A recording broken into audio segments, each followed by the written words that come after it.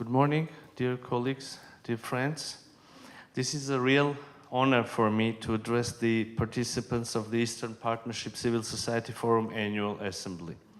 I do believe that today, among like-minded partners, we can openly discuss and critically assess the developments both in each Eastern partner state and on regional and European levels.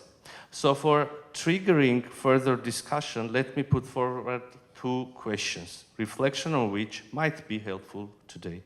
So question number one, what was and what is the Eastern Partnership about?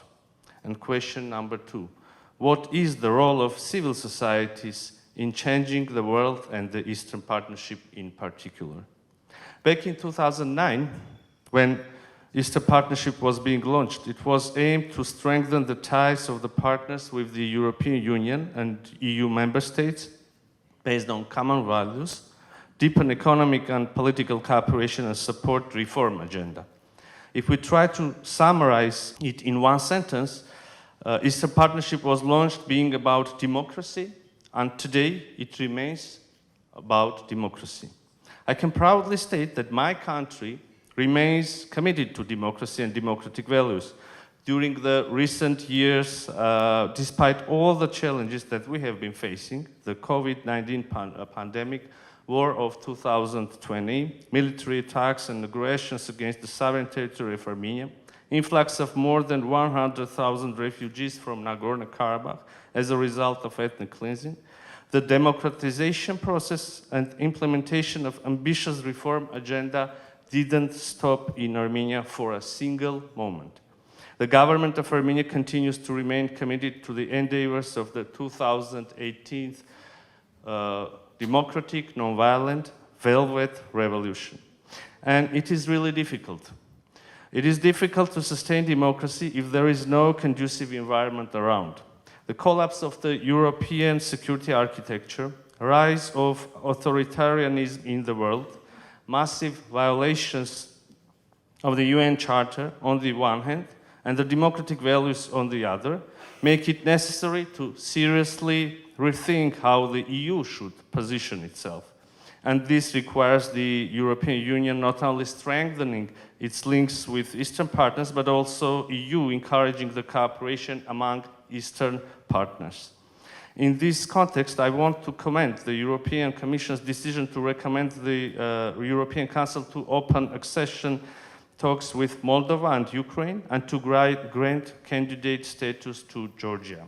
This decision is welcomed not only by the government of Armenia, but also people of Armenia, who also have European aspirations. During the last several years, we have had an impressive record of joint work to bring Armenia and the European Union closer. We are cooperating on implementation of the reform agenda, on realization of flagship initiatives of 2.6 billion euros, and in many other fields. Recently, we launched the high-level EU-Armenia political and security dialogue, the second round of which is taking place today in Brussels. I should also commend the decision of the European Union to deploy a monitoring mission along the state border between Armenia and Azerbaijan. Moreover, the European Union is an important partner of Armenia's peace agenda in assisting our efforts in bringing peace and stability in the South Caucasus.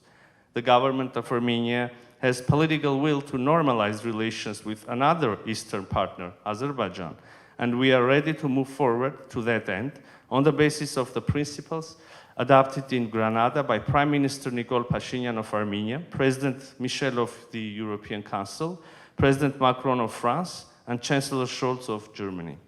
Furthermore, as we believe that peace and stability in the Eastern neighborhood much depends on economic cooperation of the partners, Armenia has recently introduced the project of the Crossroads of Peace as a token of our commitments to the establishment of peace and cooperation in the region and beyond. Armenia is also interested in joining the Black Sea electricity cable project, and we hope that the European Union will support its aspiration using its toolbox. Ladies and gentlemen, coming to my second question on the role of civil societies. I should confess that no government in the world is able to implement a development agenda, nor to combat the challenges alone, without you. The times that we are living through are not easy at all. And I definitely know that the issues which I was talking about will not be addressed without your participation, your criticism, but also your support. And here I thank you. And this is not the traditional thank you that we usually say at the end of our statements. I really want to thank you for the tremendous job that you are doing for Eastern partnerships, common cause, for our values, for democracy, for peace. Thank you.